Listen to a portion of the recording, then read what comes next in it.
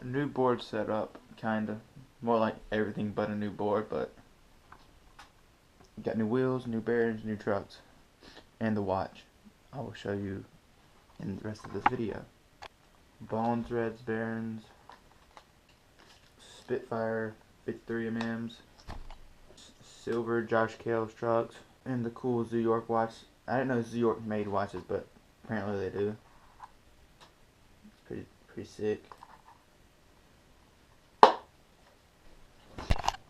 One truck done. Dang it.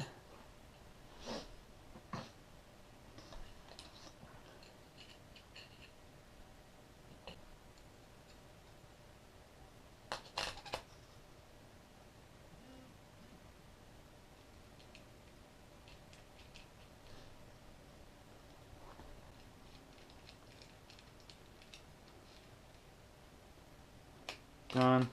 I'm gonna show you the comparison of the wheels. I'm not gonna take all this off because I don't. There's too much work. I don't feel like filming forever. But let's see. Look at this wheel. It's like the size of a bear. Absolutely ridiculous. This wheel was the same size as this wheel when I got it. Whew. That's sad.